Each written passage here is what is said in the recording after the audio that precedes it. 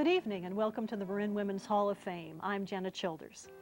Tonight we're talking about the life of Ann Charles, who is being honored in the year 2000 for her work in public affairs. It's a posthumous award, and so we have with us three experts who are going to help us talk about Ann's life.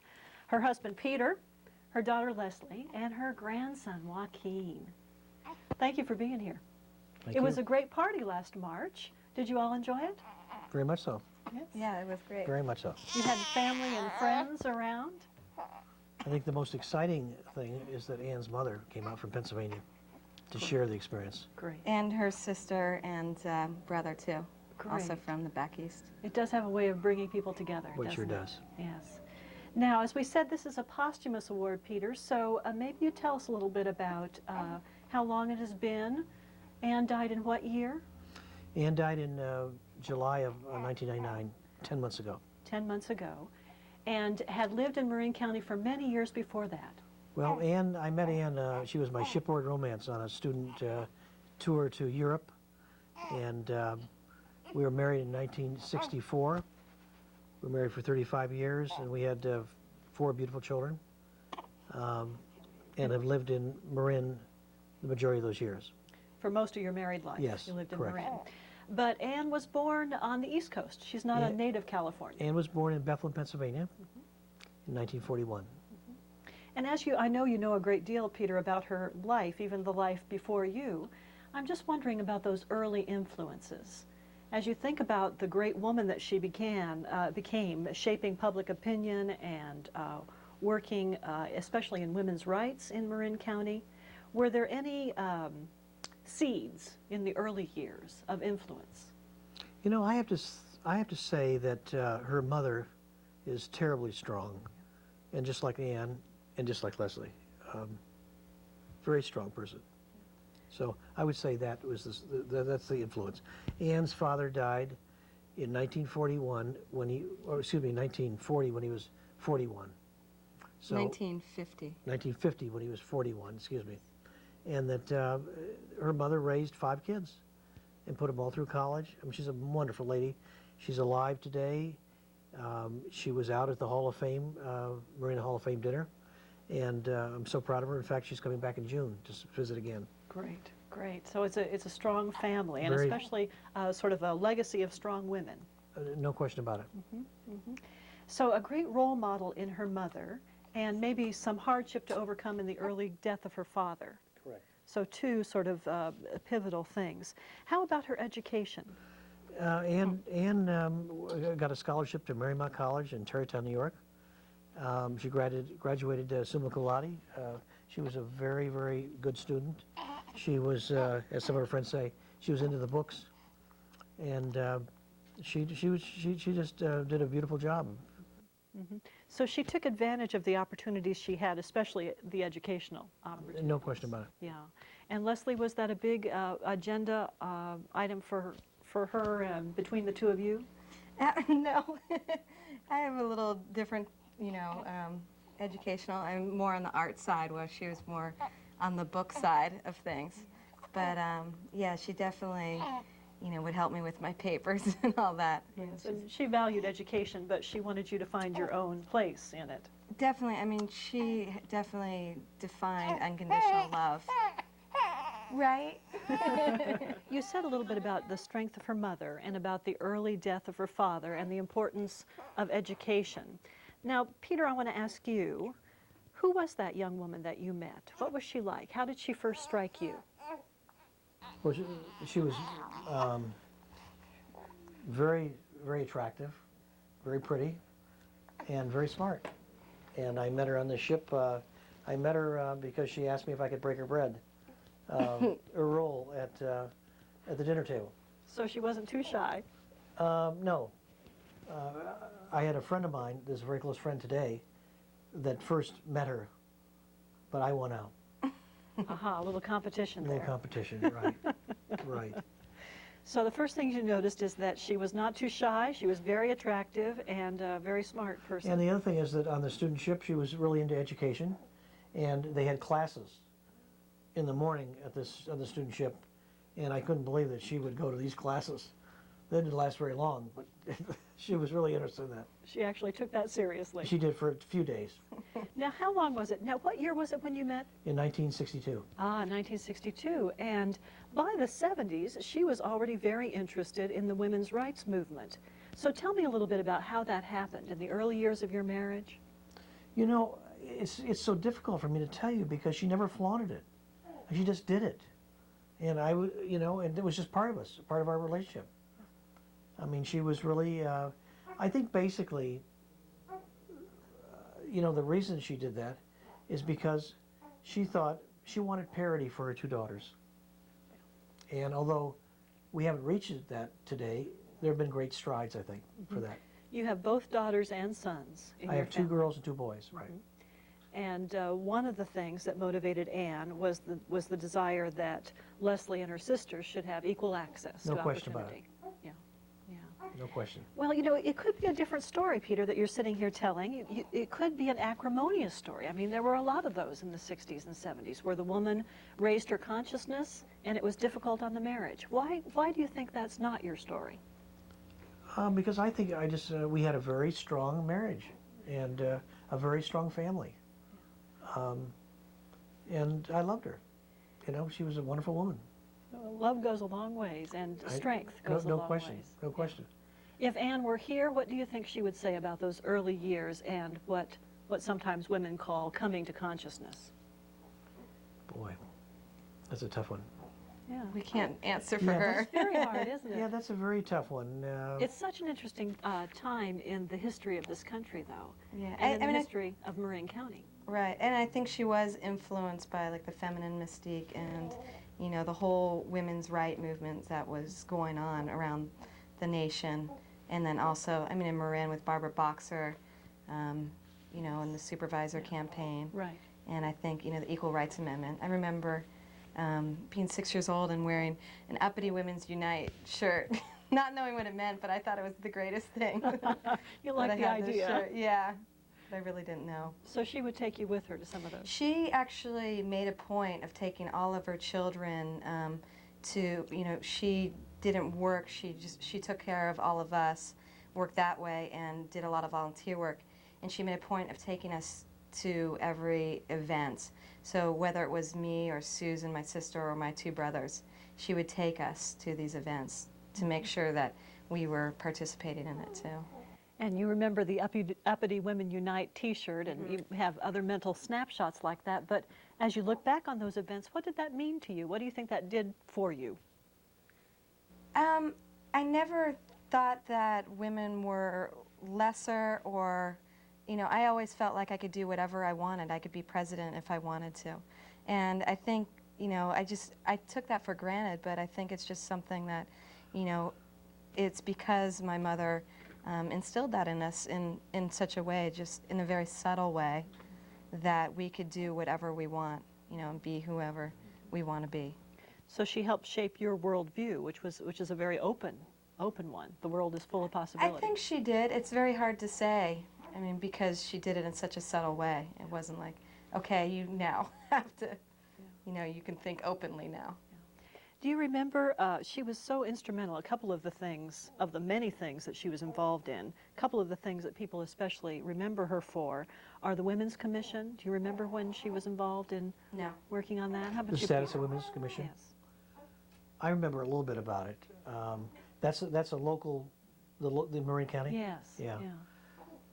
In fact, I remember when she was honored, she was a very strong woman. Yeah. And she alienated some males and some supervisors. And I noticed she got an award for her work, and one of the supervisors, male supervisors, refused to sign it. That's one thing that amazes me, and I don't have that in me, where, you know, she did lose, you know, a lot of, you know, she lost a job and had a lot of challenges in her life, and she did persevere, and she did keep going at a time where I would have given up, you know, years before. I mean, it was amazing that, you know, she's so strong. She was so strong that she could do that, and it didn't bother her, you know, if that supervisor didn't sign that. It didn't, you know, she just it's like, okay, I'm bigger than that, and I can do my job. That's like his problem, Yeah, not hers. his problem. Yeah. I'm bigger than that. Exactly. And she didn't have terribly thin skin. Exactly. Right. What a great thing. Yeah. Oh yeah. Well, Leslie, when Unless you you're a mother sometimes, it's not so great. maybe not for a mother. But when you think about that, do you have a guess about where that comes from in her? Was it just inborn, or? I don't know. I mean, I would say in terms of my perspective that she's very competitive, and she hated to lose. Like, and I get that from her, and I think that's part of why, you know, she could keep going, because she knew what she was doing was right, or was right for her. Mm-hmm. Mm-hmm. So a really clear sense of who she was, it sounds like. Yeah, very confident. Yeah. I believe. Yeah, no question. Yeah. So always has to be something about a person's upbringing, almost always. Mm-hmm. Something in their family of origin and their growing up years helps get that started. But you are also describing just a constitutional strength. That's one of the first words that people think of when they think of Ann, is strong. Mm-hmm. Something that was just... Well, but I think basically it's from her family. I mean, her father was an orthopedic surgeon. As I said, he died when he was 41, tragic. But, you know, and a beautiful mother. Right. And she carried on. And my mom was the oldest of 5 children. So she was 12 when her father passed away.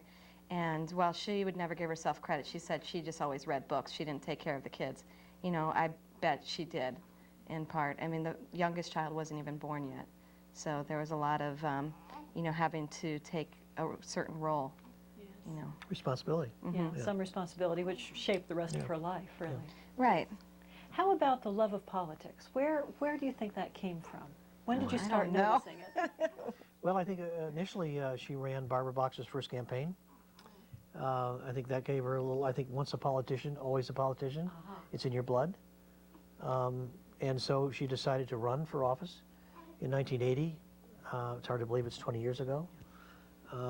She lost, but it was a great experience. I personally am very thankful she lost, because it's a terrible business, terrible life, to be a spouse of a candidate. Yes. And I think, though, she was thankful, too, Yeah, I think afterwards. so, too. I think so. I think one of the stories that's really at the heart of Ann's story, and what's so compelling about her, is that she lived through, the two of you lived through, that very interesting moment in history called the women's movement, and it changed her life. How was it, Peter, that the two of you managed to stay together? You've said, you know, she was strong, there was love in the marriage, but you went to those conventions with her, you saw her read the feminine mystique and make the changes in her own life, and you were not threatened. Well, I think that she had a lot of love for me and a lot of trust in me, and likewise, I had that, and I never worried about it. Can I answer that, too? Certainly. I mean, I think that, you know, some women at that time also completely rejected the male, and some males completely rejected the female at that movement. But I think, you know, like my father said, they had this love and also respect for each other. And I think, you know, with the feminist movement, you didn't have to reject the male or the female. And I think that that's what happened. And my mom, you know, like, had that vision. You know, she knew what she wanted, but she also, you know, loved my father tremendously. And it wasn't threatening, you know, it didn't threaten me at all. Right. So that was her life. But there must have been some time that some guy punched you on the shoulder, or gave you a little bit of ribbing, or poked a little bit of fun that was uncomfortable for you. You know, I can't recall that. And if that had happened, I'm sure I would be very, come out and you know, be very, very proud of Ann and behind her. Right. Yeah, very proud of Ann. Yeah. So was this an attitude that was formed early in your marriage, this sort of I'll back you no matter what kind of attitude? Boy, that's a tough thing to say. You know, Ann had many, many jobs. And moved, her last job was with the State Bar of California, where she, it just so happened to turn out that Joan Listeter had left the job and notified Ann that a job was available, and she took the job. She started 15 years ago, and she worked her way up, and she did a marvelous job. So she was really into providing for her family at that time. She had gone from politics to this to 15 years ago to working for, providing for a family. And she kind of backed off politics, and devoted those 15 years to her family. So, You could almost see her life in chapters. no question. Yeah. Yeah. So that's an answer to a very interesting question, I think one that almost all women are interested in, and that's how do you balance it? And one of the ways that she balanced the different parts of her lives was she would emphasize one during a certain period, politics during a decade, and then family, and then working in another arena during another time. Right. Yeah. But I also think it's possible to do all of that. It doesn't have to be completely separated. I think that she worked in politics, those last 15 years, but, more in the backgrounds, and where she wasn't, in the forefront being the voice. But, she would support, all these women that were in the politics. So I think she was able to compartmentalize, daily, do all these things and then some. Yeah, and once a politician, always a politician. I mean, she always had that. Her emphasis might have shifted a bit. Exactly. But it was still in her blood. Exactly, no question about it. And she was a great supporter of women in politics. Great supporter, financially and through effort, fundraising, that sort of thing. Do you think this was just a case of she saw a need, there was need for women to be supported and to move more into politics, and she knew how she could help fill it? Or what do you think motivated her to go to work for Barbara Boxer in the first place? Well, I think she liked Barbara. She liked her and she supported her. I think she probably felt that men financially have an advantage with their support in politicians. And she wanted to support women candidates and give them money to make them, as equal to, equally financial to men. When you think about Joaquin inheriting what you got from your mother and are now passing on to the new generation, what do you most hope that he'll have of his grandmother's spirit? I think the thing that I learned most from her is that unconditional love, and which gave me the base to be able to do whatever I want, be independent. And I think that that's what I'd like to pass on to him. Just let him know that no matter what, he'll always be supported and loved. Unconditional love, that's a very big thing to say about your mother. And it's very true. Yeah. So just as you look back over your teenage years, your growing up years, you see consistency there. Right. I mean, we've all been a challenge, all of us kids. That's why I have white hair. But and she treated each one of us differently, like we should, but equally. So, but you never had a teenage rebellion. Oh, no, never. You never gave your mother a hard time. Oh, no. So when you say that she loved you unconditionally, that's just a theory. No, I mean, I know that. I know that from the bottom of my heart. Yeah, you lived it. You I experienced lived it, right. Yeah, yeah. So now, Peter, how is this? This is such an interesting combination of somebody who is maybe even what some people would call tough,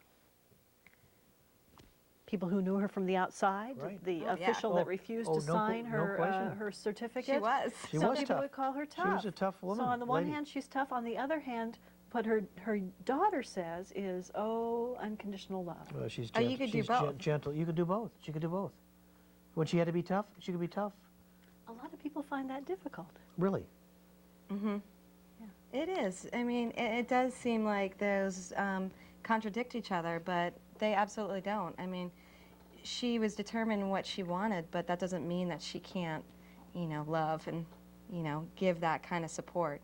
I mean, if she believed in something or someone, she would give that 100% and then some. But I will say her family was number one. Her family was first. All this was outside her family.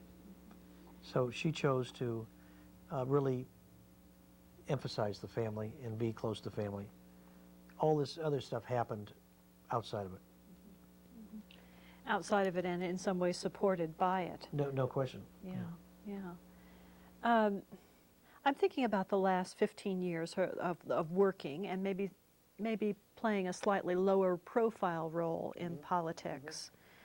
Now that's a period of her life that many people know her because of that period of her life. What would you say in those last 15 working years was her main contribution to the community?